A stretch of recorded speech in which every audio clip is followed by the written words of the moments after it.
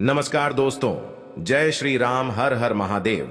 राधे राधे। ससुराल में राज करने के लिए ही जन्म लेती हैं ये चार नाम वाली लड़कियां। क्या आपका भी नाम है इनमें? जानिए इस वीडियो में। इसके साथ हम जानेंगे भगवान श्री कृष्ण द्वारा बताए गए कुछ ऐसे वास्तु नियमों के बारे में जो अगर आपके घर में भी अपना लिया जाए तो घर से सभी वास्तु दोष दूर होते हैं।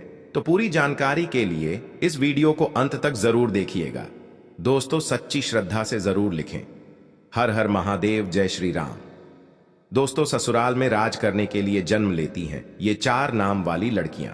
दोस्तों, आज के इस वीडियो में हम आपको ऐसी चार नाम वाली लड़कियों के बारे में बताने जा रहे हैं जो कि ससुराल में हमेशा ही राज करती हैं। इनके भाग्य में हमेशा से ही राजपाट, सुख संपत्ति, धन दौलत, रुतबा, पैसा सब होता है। तो कौन सी है वो चार नाम वाली लड़कियां? आइए इस वीडियो के माध्यम से जान लेते हैं। लेकिन उससे पहले हम जानेंगे कुछ ऐसे महत्वपूर्ण वास्तु के नियम के बारे में जो स्वयं भगवान श्री कृष्ण ने युधिष्ठिर को बताए थे। तो दोस्तों, चलते हैं, वीडियो शुरू करते हैं। दोस्तों, जिन घरों में भी महिलाएं इन नियमों का पालन करती हैं तो ऐसे घर में सदा ही मां लक्ष्मी का वास होता है और ऐसे घर में सुख शांति, परिवार के सदस्यों के बीच प्रेम सदा ही बना रहता है। इसलिए आप भी वास्तुशास्त्र के इन महत्वपूर्ण नियमों का पालन अवश्य ही करें। वास्तुशास्त्र के अनुसार घर में सकारात्मक ऊर्जा अधिक होना आवश्यक है, तभी घर में सुख शांति बनी रहती है और धन का आगमन होता है। अगर घर में वास्तु दोष हो, घर में आवश्यक चीजें ना हो, तो ऐसा घर नकारात्मक शक्तियों से भरा रहता है, जिस कारण घर में क्लेश, वाद विवाद, आर्थिक तंगी, कर्ज, मेमोरी जैसी समस्याएं उत्पन्न होने लगती हैं।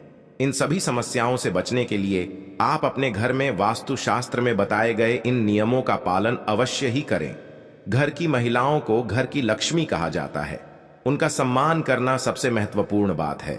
श्री कृष्ण कहते हैं कि जहां पर स्त्री का सम्मान नहीं होता उस कुल का विनाश होता है, उस कुल को दरिद्रता का सामना करना पड़ता है, क्योंकि देवी लक्ष्मी ऐसे घर में एक क्षण भी नहीं रुकती। तो चलिए जान लेते हैं भगवान श्री कृष्ण ने बताए हुए महत्वपूर्ण वास्तु नियमों के बारे में। लेकिन उससे पहले दोस्तों, आपसे रिक्वेस्ट है कि वीडियो को लाइक करें, अपने दोस्तों के साथ शेयर करें और अगर आपने अभी तक चैनल को सब्सक्राइब नहीं किया तो सब्सक्राइब करके बेल आइकन जरूर प्रेस कर लें। दोस्तों, पहली बात, श्री कृष्ण कहते हैं कि प्रत्येक व्यक्ति के घर में ये 5 चीजें, दूध, दही, घी, गंगा जल और शहद अवश्य ही होना चाहिए। जिस घर में भी ये चीजें होती हैं वहां पर कभी भी दरिद्रता नहीं आती। इन चीजों को सबसे अधिक पवित्र माना गया है। दूसरी बात, घर के प्रत्येक सदस्य को, खासकर बड्डाधो को एकादशी के व्रत का अवश्य ही पालन करना चाहिए। एकादशी के दिन घर में किसी भी प्रकार का अनिष्ट कार्य न करें। एकादशी का व्रत सभी व्रतों में श्रेष्ठ है, इसीलिए इस दिन घर की शुद्धता बनी रहनी चाहिए। जिस घर की स्त्री एकादशी के व्रत का पालन करती है उस घर में लक्ष्मी सदा ही निवास करती है। तीसरी बात, शाम के समय घर में मां लक्ष्मी का आगमन होता है। इस समय पर घर का मुख्य द्वार और खिड़कियां खुली रखनी चाहिए। रोज शाम को चाहे 5 मिनट के लिए ही सही, लेकिन आपको अपने सभी खिड़कियां और दरवाजे खुले रखने चाहिए। शाम के समय घर के मुख्य द्वार पर घी का दीपक अवश्य लगाना चाहिए। दीपक जलाते समय इस बात का ध्यान रखें कि दीपक के नीचे थोड़े अक्षत अवश्य रखने चाहिए। शाम के समय घर के आंगन में पानी का छिड़काव करें। रंगोली बनाकर देवी लक्ष्मी का स्वागत करने से मां लक्ष्मी प्रसन्न होकर आपके घर में प्रवेश करती है। इसीलिए आपको सुबह के समय या शाम के समय अपने घर के मुख्य द्वार पर रंगोली जरूर बनानी चाहिए। चौथी बात, घर के मुख्य द्वार पर स्वास्तिक का चिन्ह बनाना चाहिए। स्वास्तिक अत्यंत शुभ चिन्ह है। यह घर को बुरी नजर से बचाता है तथा घर में नकारात्मक शक्तियां प्रवेश नहीं कर पाती। पांचवी बात, हफ्ते में एक बार नमक के पानी से घर में पोछा लगाना चाहिए। नमक नकारात्मक शक्तियों को सोख लेता है और घर का वातावरण पवित्र करता है। स्नान करते समय भी पानी में थोड़ा सा नमक मिलाकर स्नान करना चाहिए, इससे तन की शुद्धि होती है। छठी बात, रोजाना चींटियों को शक्कर मिला हुआ आटा डालना चाहिए, इससे व्यक्ति की कुंडली के दोष दूर होते हैं।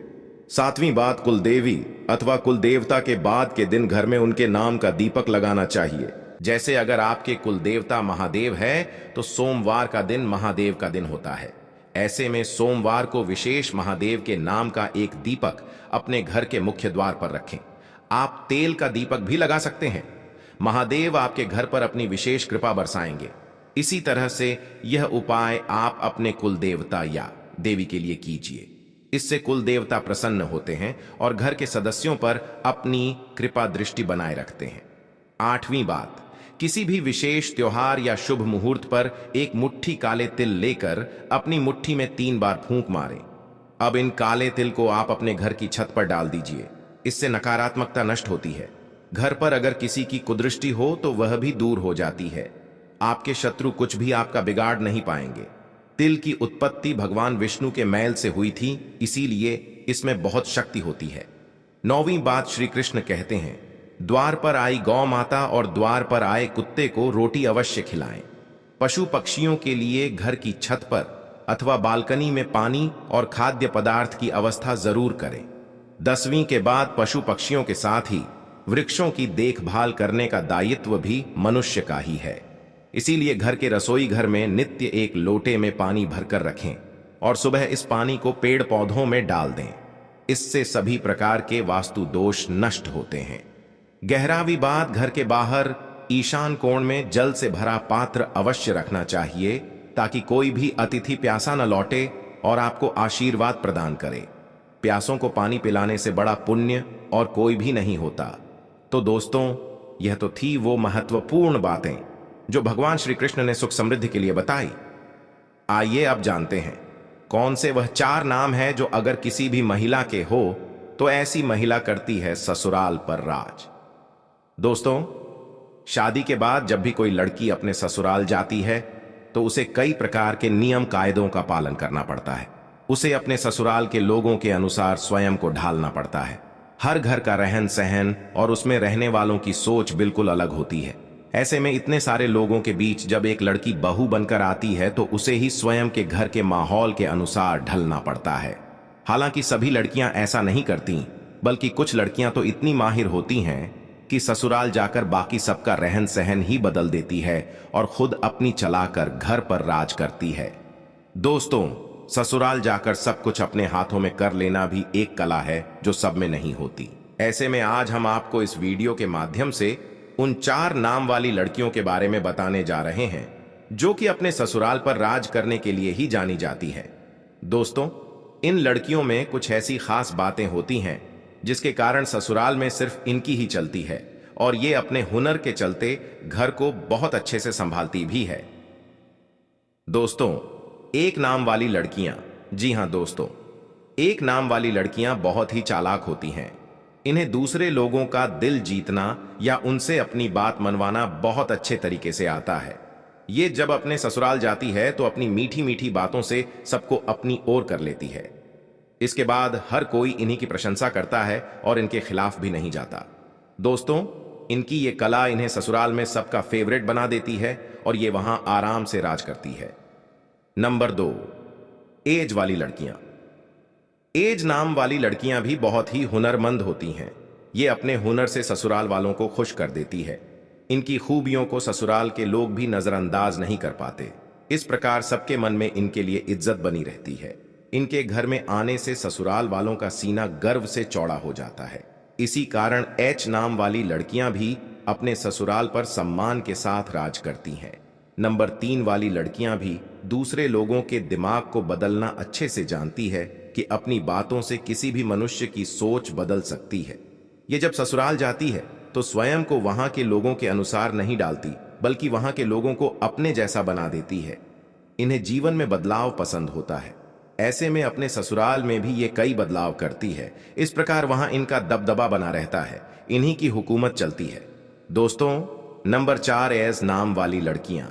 इस नाम की लड़कियां थोड़ी अलग टाइप की होती हैं। इन्हें गुस्सा भी बहुत जल्दी आ जाता है और अपने ससुराल में बड़े ही ठाठ बांट के साथ रहती है। जो व्यक्ति इनका हक मारने की कोशिश भी करता है तो वह इनके सामने अधिक समय तक टिक नहीं पाता और जाते ही ससुराल में सभी को अपने वश में करके रखती है। कई लोग तो इनसे खौफ भी खाते हैं। इस प्रकार से अपने ससुराल में रानी की तरह रहती है। दोस्तों, ये थी वो 4 नाम वाली खास लड़कियां जो कि ससुराल में राज करने के लिए ही जन्म लेती हैं। वैसे आपका शुभ नाम किस अक्षर से शुरू होता है? आप हमें कमेंट में जरूर बताइएगा। दोस्तों, आपको वीडियो कैसा लगा हमें कमेंट में जरूर बताएं। इस वीडियो को लाइक करें, अपने दोस्तों के साथ शेयर करें, को सब्सक्राइब करना ना भूलें और कमेंट में हर हर महादेव अवश्य लिखें। वीडियो अंत तक देखने के लिए आपका बहुत बहुत धन्यवाद।